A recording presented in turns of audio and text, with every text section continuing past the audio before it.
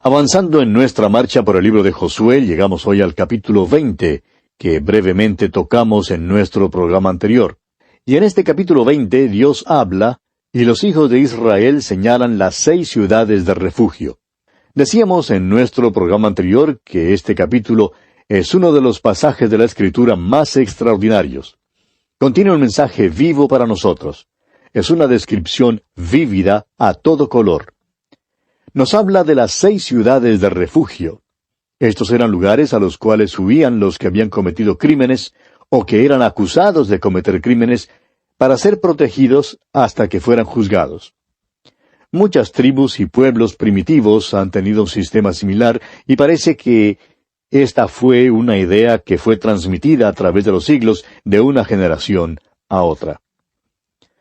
La necesidad de tener las ciudades de refugio la encontramos allá en el libro de Éxodo, capítulo 21, versículo 13, donde dice: «Mas el que no pretendía herirlo, sino que Dios lo puso en sus manos, entonces yo te señalaré lugar al cual ha de huir».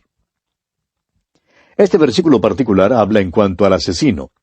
Y hay 2 clases de asesinato: el homicidio sin premeditación, es decir, casual, y el homicidio premeditado.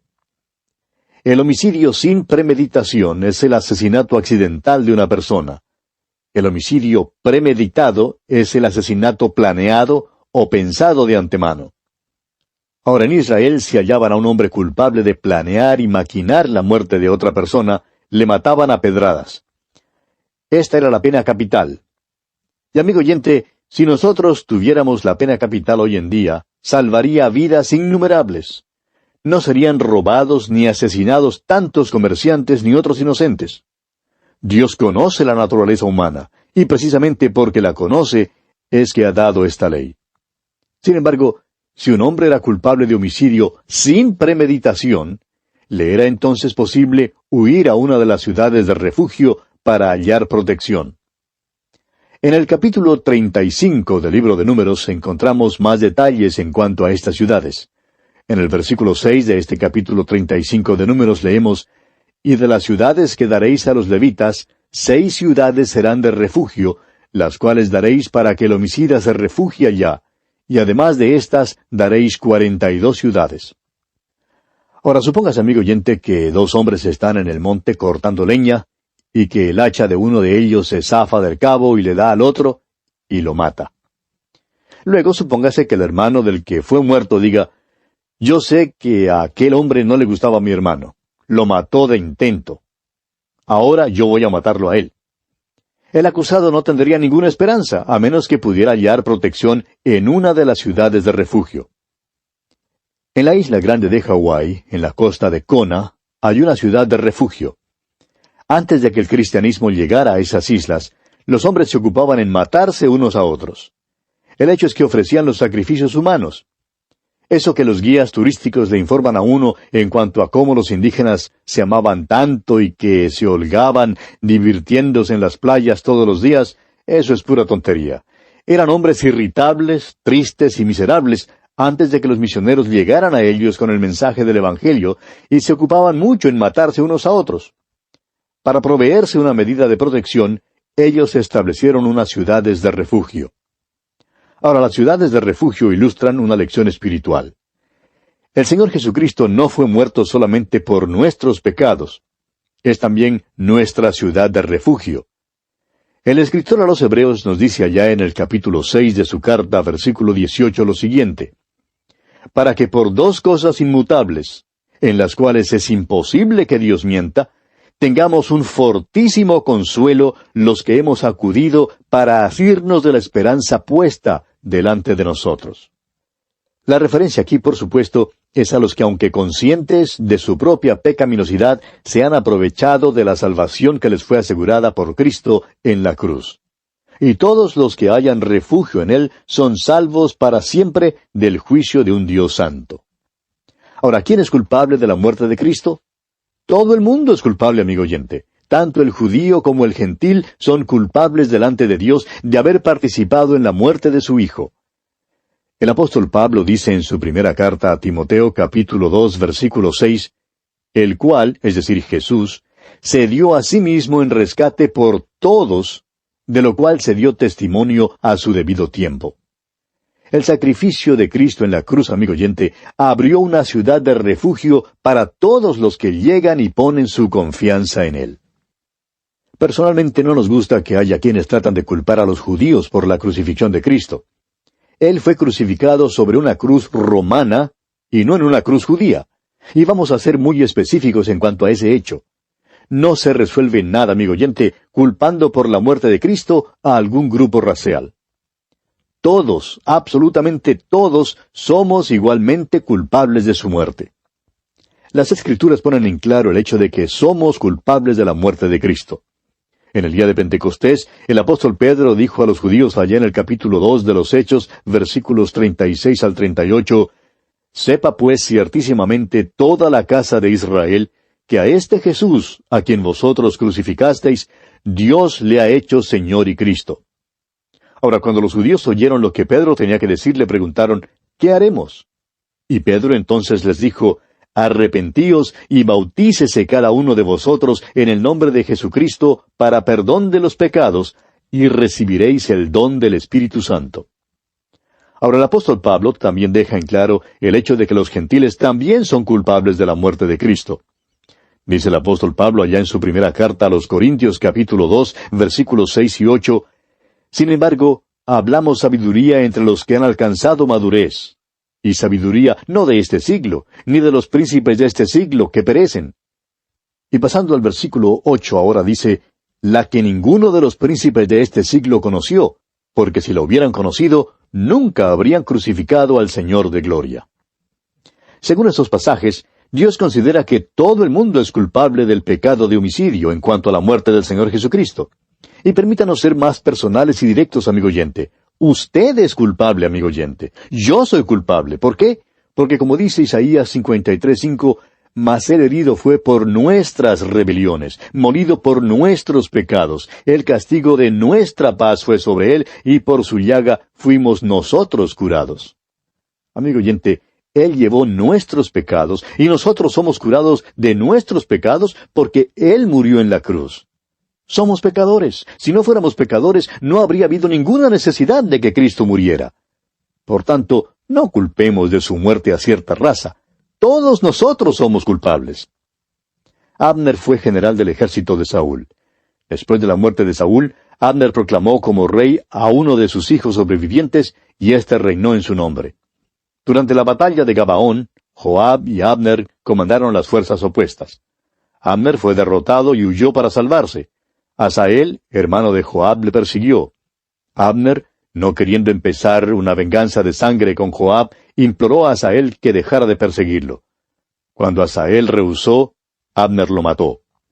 Más tarde, Abner se unió con los soldados de David. Joab, temiendo la influencia de un hombre como Abner en el reino de David, decidió vengar la muerte de su hermano y resolvió matar a Abner. Abner halló refugio en una de las ciudades de refugio. Pero Joab, empleando un ardid, hizo salir de la ciudad a Abner y lo mató. Y pudo hacerlo porque Abner salió del lugar de refugio. ¿Y sabe usted lo que David dijo en cuanto a Abner en aquella ocasión? David dijo, ¿había de morir Abner como muere un villano? ¿Qué cree usted, amigo oyente, que Dios dice en cuanto a aquellos que no se aprovechan del refugio que Él ha preparado para los que son pecadores? Si usted es un pecador culpable y no acude a Cristo, la ciudad de refugio, entonces morirá como un villano. Veamos pues los primeros 3 versículos de este capítulo 20 de Josué. Habló Jehová a Josué diciendo, «Habla a los hijos de Israel y diles, señalaos las ciudades de refugio, de las cuales yo os hablé por medio de Moisés, para que se acoja allí el homicida que matare a alguno por accidente y no a sabiendas, y os servirán de refugio contra el vengador de la sangre». Y el resto del capítulo continúa explicando cómo funcionaban estas ciudades de refugio.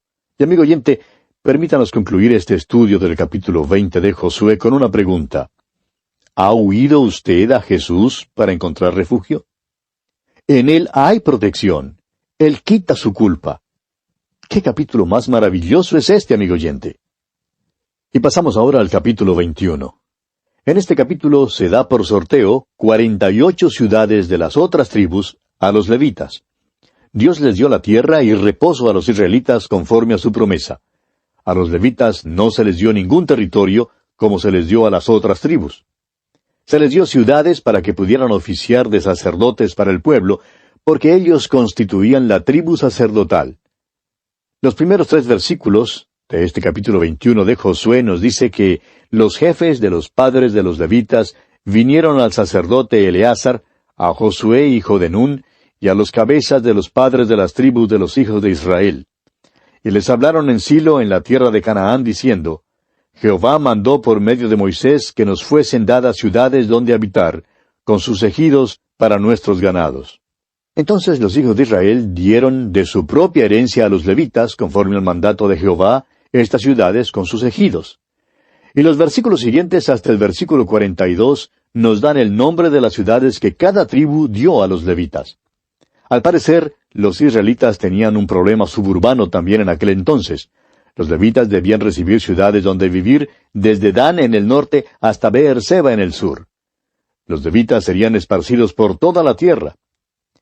Ahora el versículo 43 de este capítulo 21 de Josué dice, De esta manera dio Jehová a Israel toda la tierra que había jurado dar a sus padres, y la poseyeron y habitaron en ella. Y en los últimos 2 versículos de este capítulo 21 de Josué, tenemos el cumplimiento de la promesa de Dios de darles reposo. Veamos entonces los versículos 44 y 45 de este capítulo 21 de Josué. Y Jehová les dio reposo alrededor, conforme a todo lo que había jurado a sus padres, y ninguno de todos sus enemigos pudo hacerles frente, porque Jehová entregó en sus manos a todos sus enemigos. No faltó palabra de todas las buenas promesas que Jehová había hecho a la casa de Israel, todo se cumplió. Los hijos de Israel habían ocupado solamente un pequeño segmento de la tierra que Dios les había prometido dar. Ahora, si van a conseguir más tierra, pues tendrán que ir y tomar posesión de ella.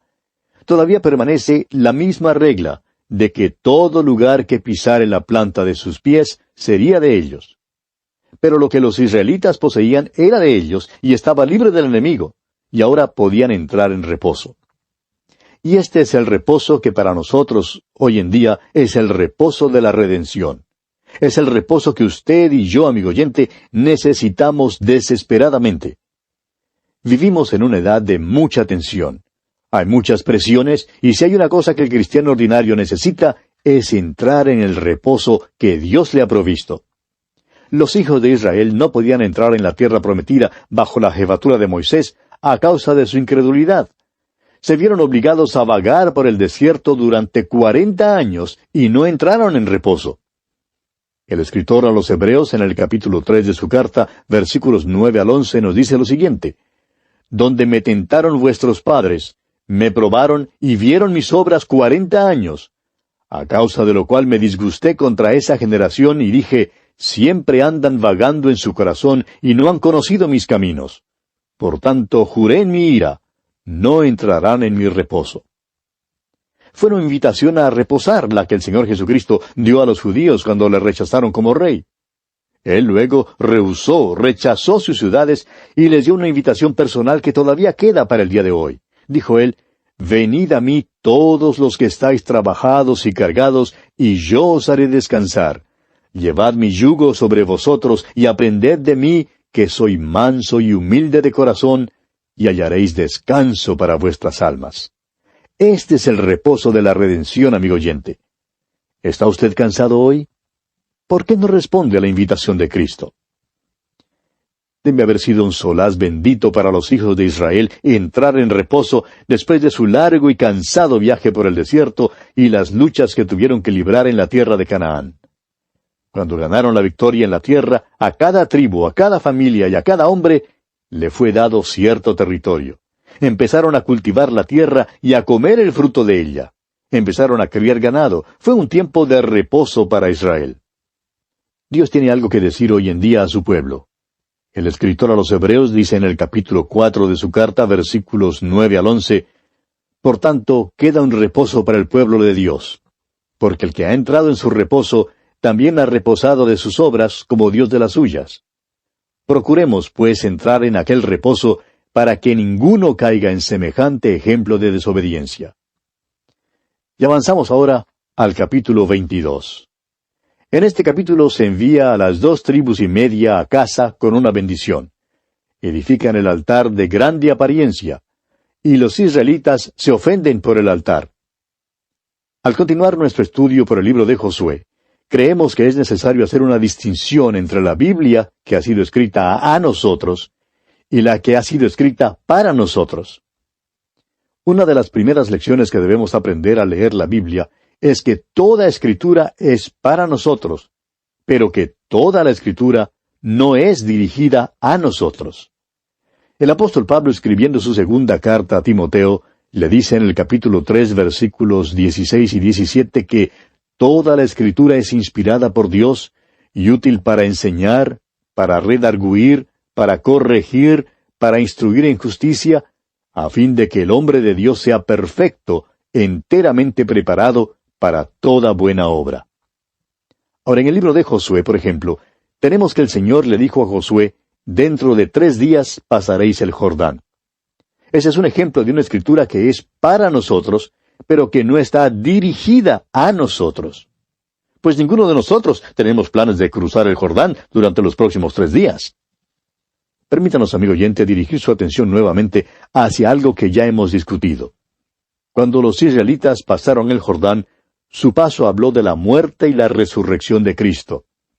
El apóstol Pablo nos dice en su carta a los Romanos, capítulo 6, versículo 4, que somos sepultados juntamente con Él para muerte por el bautismo, a fin de que como Cristo resucitó de los muertos por la gloria del Padre, así también nosotros andemos en vida nueva. Cuando los israelitas pasaron el Jordán, llegaron a ser ciudadanos de la tierra prometida.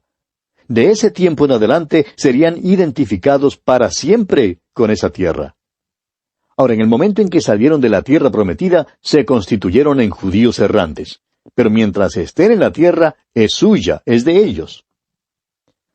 Bien, amigo oyente, nuestro tiempo ha concluido por hoy, así es que tenemos que detenernos aquí. Pero, Dios mediante, continuaremos nuestro estudio de este capítulo 22 de Josué en nuestro próximo programa y, como siempre, contamos con su fiel sintonía. Será pues hasta entonces, y que las ricas bendiciones del Señor estén con usted, ahora y siempre.